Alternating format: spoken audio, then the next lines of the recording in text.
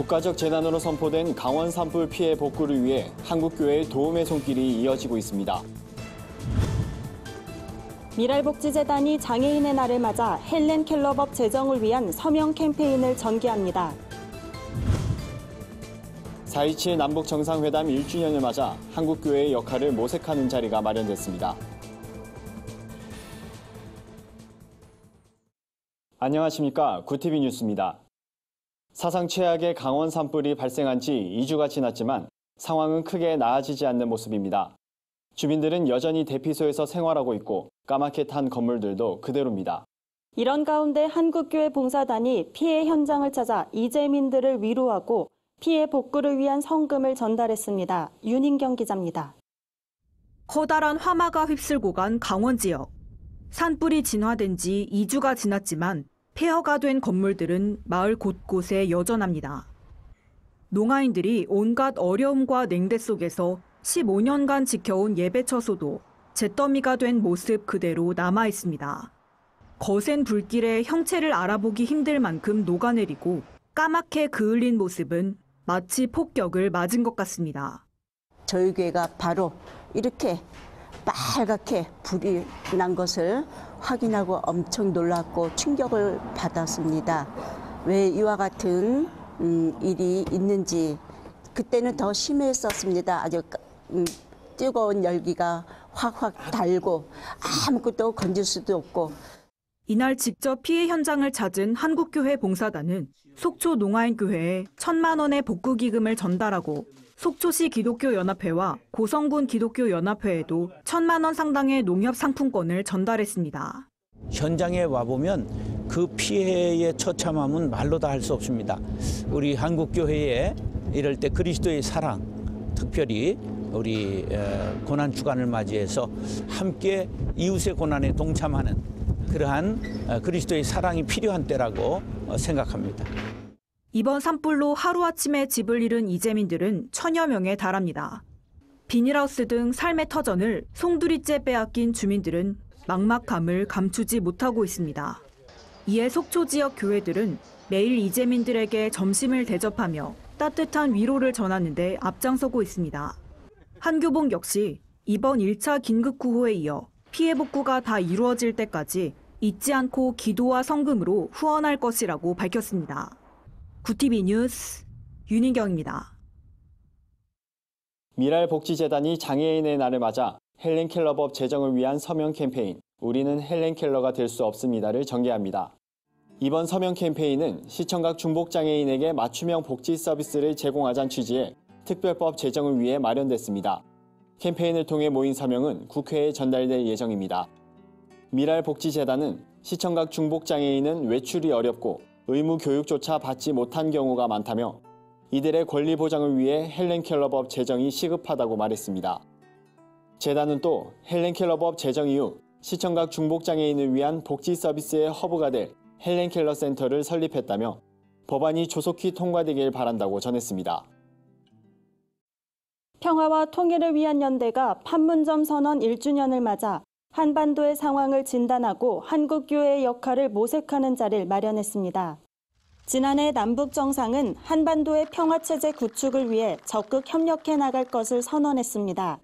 하지만 북한과 미국은 비핵화 협상의 좀처럼 진전을 보이지 못하고 있는 상황입니다.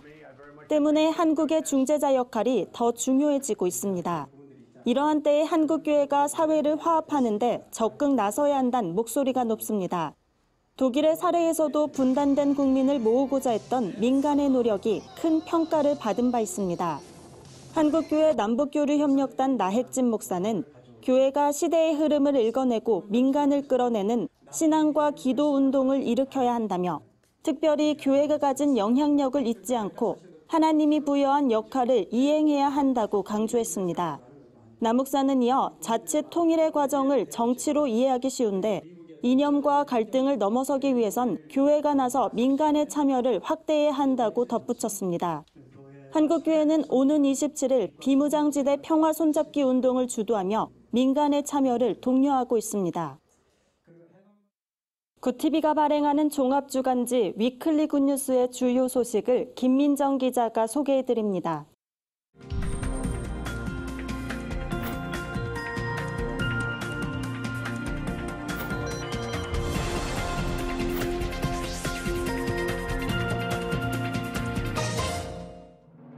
이번 주 주요 뉴스 브리핑입니다. 낙태죄 위헌 판결에도 불구하고 논란은 계속되고 있습니다. 기독교계도 예외는 아닌데요. 크리스천들이 어떤 관점으로 낙태 문제를 바라봐야 하는지 전문가의 의견을 들어봤습니다. 아동학대 문제가 심각한 사회 문제로 떠오르고 있습니다.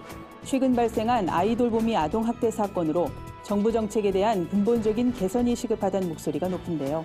자세한 내용 살펴봤습니다. 일부 연예인이나 부유층 자제의 전유물로만 여겨졌던 마약. 이젠 일반인들에게까지 암암리에 유통되고 있습니다. 마약류 사범이 갈수록 늘고 있는 가운데 해결 방안은 없는지 짚어봅니다. 우리 주변의 선한 이웃을 소개하는 굿뉴스에선 탈북자들의 구출과 정착을 돕고 있는 비영리 단체 링크의 박석길 한국지부장을 만났습니다. 헌법재판소가 낙태죄에 대해 헌법 불합치 판결을 내렸지만 논란은 쉽게 사그라지지 않는 모습입니다. 기독교계도 찬반이 엇갈리고 있습니다. 기독 여성단체 등 일각에선 이번 판결을 환영하는 분위기지만 성경적 가르침에 어긋난다며 우려하는 목소리도 높습니다. 태아는 하나님이 주신 생명이며 낙태는 생명을 죽이는 살인 행위라는 것입니다. 총신대 이상원 교수는 임신하는 순간 살아있는 영혼이 이미 존재하는 것이라며 태아의 생명이 천하보다 귀함을 잊지 말아야 한다고 강조했습니다. 이에 교회가 올바른 성문화를 조성하고 청소년 성교육을 강화하는 데 적극 나서야 한다는 의견이 나오고 있습니다. 이제 한국 사회에서 마약은 더 이상 특정인의 전유물이 아닙니다. 버닝썬 사태를 통해 물범과 같은 마약류가 버젓이 유통되고 있음이 확인됐고 최근 필로폰 투약 혐의로 체포됐던 한 방송인의 경우 인터넷을 통해 구매한 것이 알려져 충격을 줬습니다. 실제로 마약 거래는 유튜브나 채팅 앱, 인터넷 카페는 물론 비밀 인터넷이라 불리는 딥앱 등을 통해 수단과 방법을 가리지 않고 이루어지고 있습니다. 전문가들은 정부가 마약 대응을 위한 컨트롤 타워를 구성해야 한다며 중독자 재활 치료, 마약 범죄자에 대한 교정 정책 개선 등 적극적인 대응이 필요하다고 조언했습니다. 한반도의 평화 무드가 조성되면서 국제사회의 관심은 비핵화에 쏠리고 있습니다. 하지만 북한을 바라보는 프레임은 핵이 아닌 북한 주민이 돼야 한다고 말하는 사람이 있습니다. 바로 국제비정부기구 링크의 박석길 한국지부장이 그 주인공입니다. 한국계 영국인인 박 지부장은 유엔 본부에서 인턴으로 근무하면서 탈북자들을 만나게 됐다고 하는데요. 현재 링크를 통해 탈북자들의 구출과 정착을 돕고 있습니다. 최근엔 그 공로를 인정받아 대영제국 국가 공로 훈장까지 받았습니다. 박 지부장은 사람 중심의 패러다임으로 북한을 봐야 한다며 하루빨리 북한 땅에 자유가 찾아오길 바란다고 전했습니다. 부활절을 앞두고 교회 곳곳에서 예수의 고난을 묵상하고 부활의 의미를 되새기는 움직임이 한창입니다. 해마다 이맘때가 되면 일회성 행사에 그치는 보여주기식의 나눔이 부쩍 많아지는 것 같습니다. 부활절이어서가 아니라 부활의 소망을 누려야 할 그리스도인으로서 오늘을 어떻게 살아야 하는지 고민하는 시간이 됐으면 하는 바람입니다.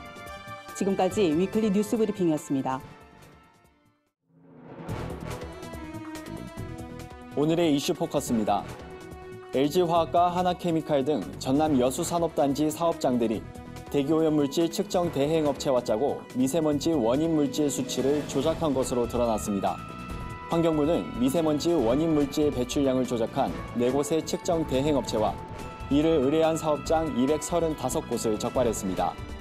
측정 대행업체들은 지난 4년간 대기오염물질 측정값을 축소해 조작하거나 실제로 측정하지도 않고 허위 성적서를 발행해온 것으로 나타났습니다. 환경시민단체들은 대기오염물질 측정치를 조작한 업체를 엄벌하고 전수조사하라고 촉구하고 있습니다. 잉글랜드 프리미어리그에서 활약 중인 손흥민이 유럽 축구연맹 챔피언스 리그 무대에서 아시아 선수 최다 골 기록을 세웠습니다. 손흥민은 맨시티와의 8강 2차전에서 전반 7분과 10분에 멀티골을 터뜨리며 유럽 챔피언스 리그 개인 통산 12호 골 고지에 올랐습니다. 이는 우즈베키스탄의 레전드로 불리는 막심 샤츠키흐가 보유했던 종전 아시아 선수 최다인 11골 기록을 넘어선 겁니다. 한편 손흥민의 이날 활약으로 팀은 리그 4강에 진출했습니다. 보육시설 내 아동학대가 사회적 문제로 인식되고 있지만 영유아 부모 4명 중 1명은 훈육을 위해서라면 체벌이 필요하다고 생각한다는 조사 결과가 나왔습니다. 육아정책연구소에 따르면 부모 500명을 대상으로 조사한 결과 25.1%가 그렇다고 답했습니다. 이런 가운데 부모의 14.9%는 자녀가 보육시설에서 학대를 받고 있다는 의심을 해본 적이 있다고 밝혔습니다. 전 세계 60개국에선 이미 아동체벌을 완전히 금지한 상태입니다. 큰 불로 엄청난 피해를 입은 프랑스 파리의 노트르담 대성당을 복원하는데 얼마의 시간이 필요한지를 두고 관심이 모아지고 있습니다. 에마뉘엘 마크롱 프랑스 대통령은 5년 이내에 노트르담 대성당을 재건하겠다고 다짐한 가운데 전문가들은 대체로 짧게는 10여 년부터 길게는 40년까지 내다보고 있는 것으로 알려졌습니다. 화재로 무너진 첨탑과 지붕이 참나무로 만들어졌고 이를 모두 교체하려면 3,000그루가 필요할 것으로 전망됐습니다. 다행히 최근 수년간 노트르담 대성당의 3차원 상세 지도를 확보한 만큼 복원에 도움이 기대되고 있습니다. 주요 단신입니다. 2019 횃불연합 대성회가 22일 부산 포도원 교회에서 열립니다. 이번 대성회는 목회자의 영적 각성과 한국교회 부흥을 위해 마련됐습니다. 지구촌교회 진재영 목사, 전 통일부 장관 김하중 장로 등이 메시지를 전할 계획입니다. 한국교회 총연합이 부활절 기도문을 발표하고 한국교회가 하나 돼 하나님을 찬양하고 기도할 것을 당부했습니다. 한교총은 그리스도인의 교만을 용서해 주시고 사랑으로 하나 되는 한국교회가 되게 해달라고 말했습니다. 이어 영적 지도자에게 지혜를 더해 주셔서 다음 세대를 위한 대한민국을 세워가게 도와달라고 전했습니다. 부천시 기독교 총연합회가 부활절을 맞아 부천 지역 주요 도로에 부활의 기쁜 소식을 전하는 배너 1,200개를 설치했습니다. 구기총은 부천 시민들에게 부활절을 알리고 싶었다며 아기 예수의 탄생을 축하하는 동시에 영혼 구원의 기회가 되길 바란다고 말했습니다.